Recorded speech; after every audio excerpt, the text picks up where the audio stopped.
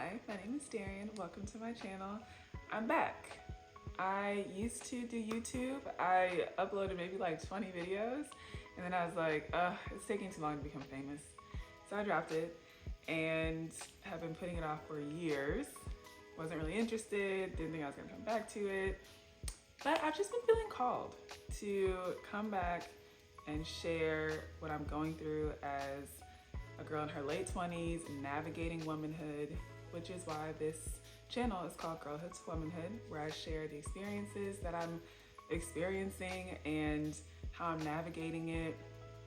And the goal is to share what I'm going through, hopefully validate some of what y'all are going through, and then just kind of share like tips and tricks that I'm learning, things that I'm maybe still struggling with, and a little bit of other things just kind of intertwined. So anyway, to start off, I'm always gonna have a drink of the day. Today it's water. And my Starbucks cup. Do y'all have Starbucks cups? Because I do. I have more than I probably should. But I just can't apologize for it. Like, I really like them. But I haven't bought any recently, so it's been okay. Okay. Anyway, so this video, as you saw by the title, is 20 things I've learned in my 20s. Because 30 is basically tomorrow. I mean, it's not actually tomorrow, but like, kinda. I'm sharing the things that I've learned, and the hope is that maybe this will help some of you, or maybe some of y'all will be like, oh my God, yes, that is so true. Number one is you have all the power to make your life what it is. You can either let that scare you or let it empower you. This is huge, and this has been a really big lesson for me. And not that I didn't think it already, but it just becomes more and more clear the older I get, because you start to see the decisions that others make and like where it's getting them. And then you see the decisions that you've made and where it's getting you. And right now I'm happy with where I'm at and I'm proud of the decisions that I've made for the most part. But now I'm like, okay, I've accomplished a lot of what I want to accomplish. What's next? And now I'm figuring out like, okay, what goals do I have now? What desires do I have, and what do I need to do to get to that next level, to achieve these new goals, to just continue to move forward. So it can be scary to realize that your life is quite literally in your hands. And there's like some luck and just things that just happen because not everything is in our control, but the vast majority is in your control. Number two is getting clarity on what you want versus what your parents want. And you would think that you figured this out earlier in your 20s, and maybe some of y'all have. For me, I didn't start thinking about this heavily until like my mid-20s, when I was like, wait, I feel like everything I've done thus far, I've done it because my parents said I should do it. And I have been very fortunate to have parents that have wanted the best for me, so I've made good decisions influenced by them.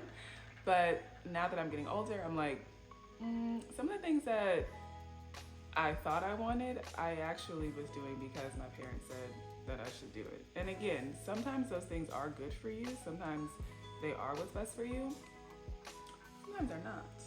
And take inventory of that, because you might find that some of the things that you're working towards, you don't even want to work towards. And then it leaves you in a place of like, you don't even know who you are, because you've been making decisions based off of what other people have said you should be doing. And that's what happened to me. I accomplished all these things and I was like, okay, great. I got this, I've reached this salary, I've done this, I've done that. Okay, now what? And I realized that I wasn't making plans for myself. I was just going through the motions of accomplishing what the people around me wanted me to accomplish. And again, a lot of those things were things I wanted too, but when they're heavily influenced by other people, once you've accomplished that and you're looking to move forward, it's like, how do I even do that? Because I'm not used to coming up with ideas and setting goals and achieving them myself. So consider that. That has been a very big life lesson for me. Number three is it's okay to say no. This seems self-explanatory, but it's like not. From a former people pleaser, I was saying yes to like everybody. And if you know me and you're watching this, you might be like, you say no all the time now, but before I'd be like, yeah, I can do that. Sure, I can do that. Especially to your parents. You want to say yes. You feel like you should say yes. You feel like you have to say yes. Especially like within the Black community, I feel like that's just how it goes. Like your parent asks you to do something, you just say yeah, because what are you gonna do, say no? And the answer to that question is yes. We can say no, respectfully, obviously, but it's okay to set boundaries with people, because what I find is you end up feeling resentment, and then you're like, I'm pissed that I'm always saying yes to you, but you don't know because I'm just saying yeah. But in my mind, I'm like, this is making me angry because I'm going out of my way, I'm messing up my day, or maybe I just don't feel like it, but I'm still saying yes. Say no, it's okay. Number 4 is, I might be boring to some people, but that's okay. This I have realized very heavily over the last year, maybe 2 years, maybe last 3 years, something like that. Because I don't drink anymore, I don't smoke, I don't go out to the clubs really, I'll be at the crib. And I love going to museums and going to the movies and just going to explore with my dog. I love doing that. And I find that there are some people that are in my life that feel like, oh, but you're in your 20s, live it up, go out, get drunk, and this is the time to do it.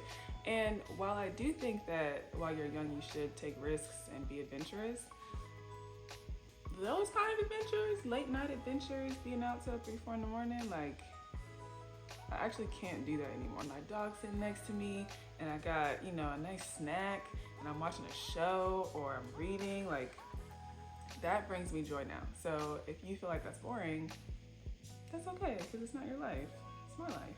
And if I like it, that's really all that matters.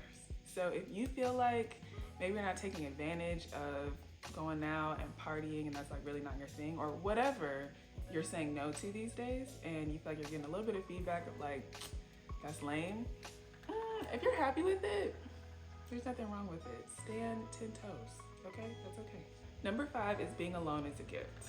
Now, I wish I could shout this from the rooftops, because there's a lot of discourse around, I want a man, I don't have a man, I'm ready to be in a relationship, I'm ready to have kids. And I'm not saying that the desire for that is wrong and it shouldn't be there, because that's natural. We're humans, we need to have that camaraderie, we need to have relationships for us to survive and be healthy. That's the thing. But being alone is such a magical time. It really is. And I think there should be more discourse around the gratitude around that time in your life. Sometimes it's just looking at the world around you wow, I really have the ability to go to bed when I want to, because I don't have anybody pulling me in a different direction.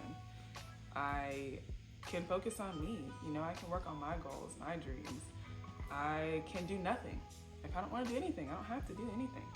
I have a dog, so sometimes he does get in the way of what I'm trying to do. I just think it's a really magical time, and it's important to see the benefits of this time, because as you get into relationships, as you get married, as you have children, your life will never look like this again. And for some of you guys, it might be thank God. But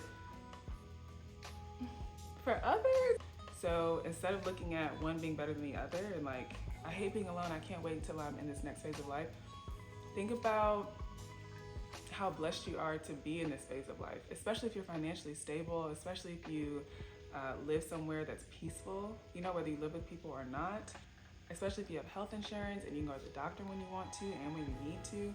It's a blessing to be able to take care of yourself. And I don't know that we talk about it enough, how much of an accomplishment it is.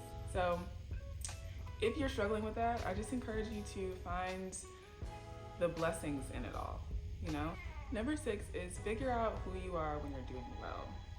This came into play for me when a couple years ago, first of all, seasonal depression is so real, or just feeling down when it's cold outside, when it's dark outside. If I'm getting off work and it's already dark, it's just hard for me to understand what is actually happening right now. Where is the sun? So a couple years ago during the winter time, I was just not a happy camper. I was talking to my therapist more often, and I was I just feel blah. I'm just not feeling myself. And she's asking me well, what kind of things can you do to get back to yourself? And I had to think what do I do when I'm happy? What does life look like when I'm happy? And that's when I figured out, like, okay, when I'm in a good place, my windows are always open. When I'm in a good place, I'm cooking and trying new recipes. When I'm in a good place, I'm outside a lot with my dog, not only taking him on walks, but going to find new hikes and new trails to explore. When I'm doing well, I'm just looking for like new hobbies to get into, just like trying new things. When I'm not doing well, I'm not really doing any of those things. When I'm not doing well, I'm getting food from the grocery store that takes 2 seconds to make because I'm like, I just cannot be bothered. Or I'm eating out. My windows are closed, so it's dark in my place. When you can identify who you are and what you do when you're doing well, it makes it a lot easier to pull yourself out of that place and to take small steps to get yourself back to a good place, because we all get there, whether it's because it's cold and dark outside, or maybe work is just stressful, maybe stuff is going on with your family, so that's like been stressful and weighing heavy on you, so then you're like kind of down in the dumps. But when you know what you can do to get out of that, it's really helpful. You kind of catch yourself before you get too deep. Number 7 is spend time outdoors. Now, like I said, when I'm doing well, I'm outside a decent bit with my dog, just walking by myself if it's too hot for him to be outside, and just like connecting with nature, and not like laying in the grass, but just like walking around, looking at the trees, looking at all of God's beautiful creations. Like, it makes me feel small, not in an insignificant way, like I am insignificant, but more like it puts my problems in a perspective, and I look at how big the world is and how like my storyline is just one of millions and billions of storylines, and that like, wow, this world is freaking huge. This tree is huge. Like, what? It's hard to describe and explain, but if you like to be outside, you get it. So I say all of that to say, if you don't spend a lot of time outside and you start to feel kind of cooped up, you don't know what to do, please spend time outside. It is one of the best things you can do for your mental health, and just for you. So I encourage you to try it. Number 8 is move your body. If you think you can wait to be active, I'm here to tell you, you cannot. The longer you wait to be active consistently, the harder it is to undo those years you were not active. If I don't work out for a couple days now, I can just feel my body get stiff. Like, at the very least, I need to stretch. At the very least, I need to do a quick stretch routine. But yeah, move your body, because I'm here to tell you, it's gonna sneak up on you. And you're gonna think, oh, it's super easy. Like, I'll just start working out later. Like, I don't need to work out right now. Yes, you do. Yes, you do.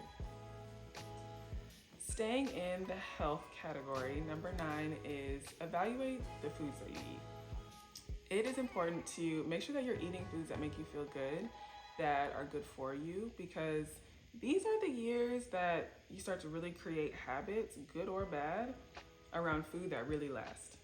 So it's never too late to change them, but like, it's important to evaluate them sooner rather than later, because then they also start to do damage. Like, your metabolism doesn't move as fast as it used to.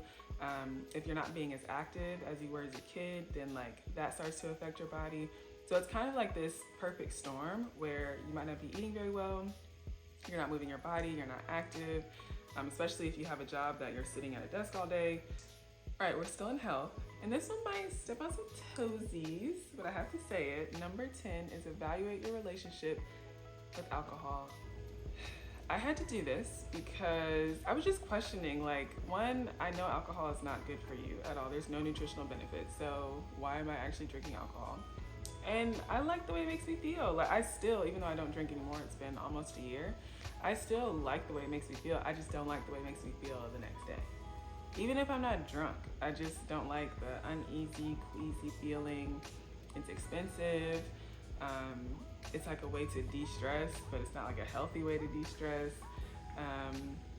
It can make you kind of like loosey-goosey and like feel better in like social situations, but I was like, I want to just like feel better in social situations without alcohol. So anyway, I had many reasons why I decided to stop drinking. But I would just say, like, evaluate it, because there are a lot of people that are addicted and don't know they're addicted. And I'm not telling anybody to stop or start or anything, because I get it. Like, we've all been there. taking part in substances and having a lot of fun and enjoying ourselves, and there's no problem with that. But I just think it's important as you get older to consider, like, what is your relationship with it, and is it a healthy relationship? I found that I no longer needed it and I no longer wanted it, but it's different for everybody. So just evaluate it, make sure it's working in your life the way that you want it to. Number 11 is make the doctor's appointment and go to the doctor's appointment. I typically don't have an issue going to the doctor because my fear of not knowing what's wrong with me is greater than my fear of going to the doctor. So if I think something's wrong, I'm making that appointment, I'm going as soon as possible. If there's an opening tomorrow, I'm knocking on the door tomorrow morning, like, I'm here for my appointment. Tell me what's wrong. Prime example, I went in to the doctor for my annual physical. Everything went well, but I was telling her, like, I feel like my handwriting is kind of like declining a little bit. Like, I know I don't write very often because I'm on my computer working, and we don't really write as much in general these days. But I just felt like when I was writing, it just was not what it used to be. And we ended up deciding to test my B12 for some reason. It was like another reason, but she was like, oh, we'll look at your B12 levels when they come in because that can mimic like neurological issues. Like a B12 deficiency can show up in neurological issues.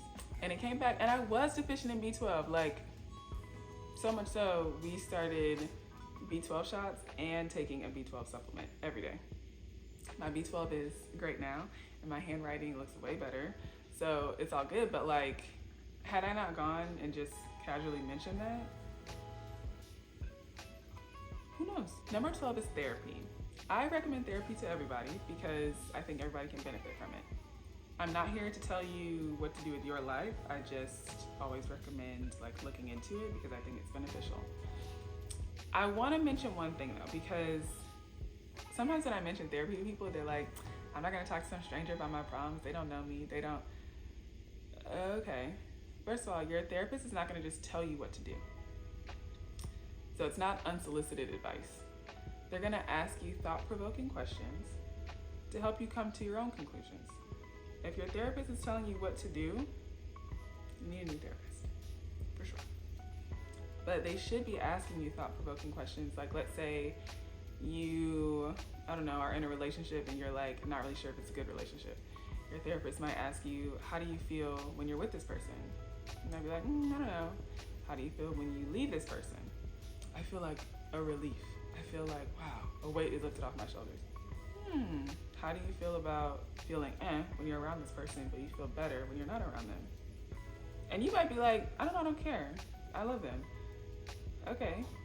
Or you might be like, wow, fair.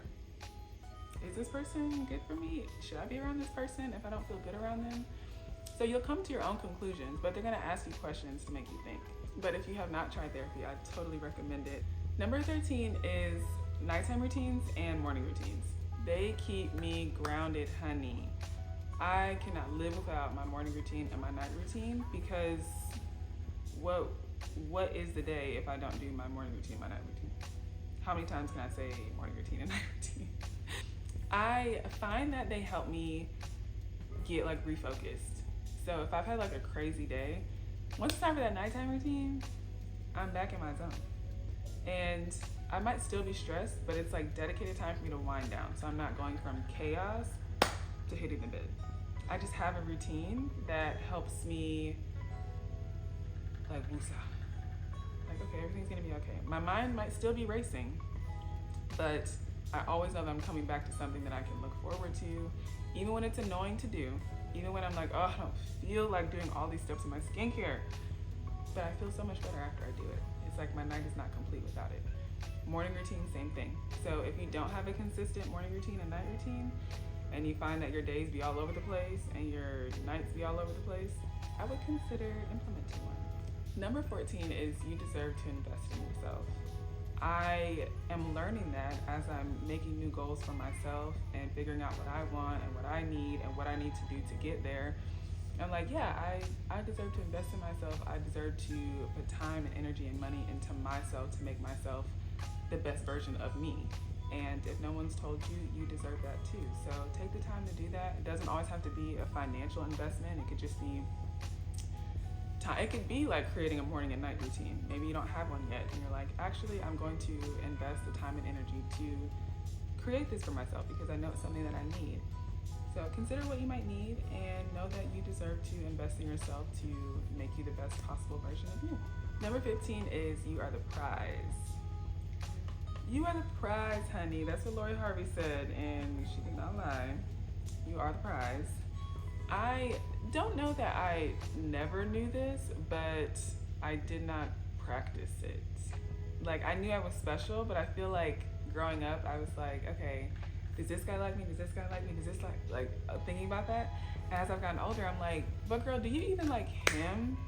Even just people in general, like you want her to like you, you want these people to like you, you want them to think that you're smart, think that you're whatever. And as I've gotten older, I'm like, but wait, do I even like this person? Like, do I even want this girl as a friend?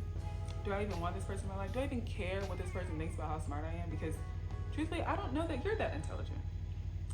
Once I started flipping the script, and not to put anybody else down, but just more like, it's more about what I think about me and not what other people think, like just flipping that narrative. When you make that adjustment, you'll be surprised at how many people you like no longer care what they think.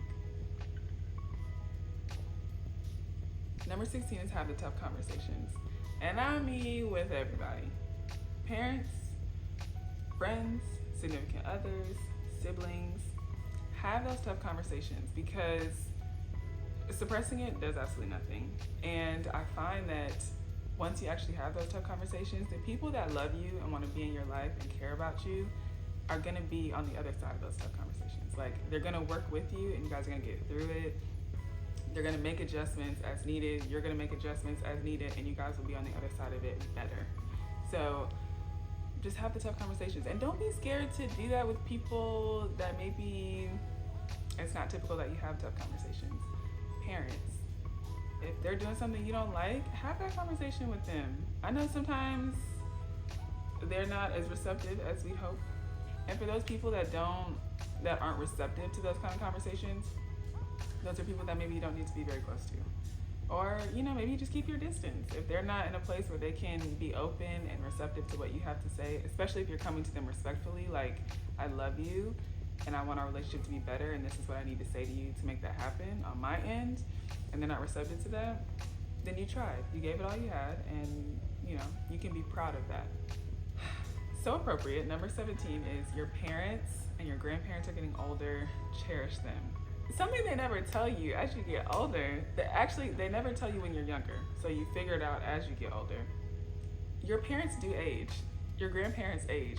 And when I tell you, this is such a crazy phenomenon, because when I think about it, like, yeah, I'm getting older, and I've been so excited to get older. When you're young, you're like, oh yeah, I can't be a grown up, do whatever I want to do, go wherever I want to go, make money, da.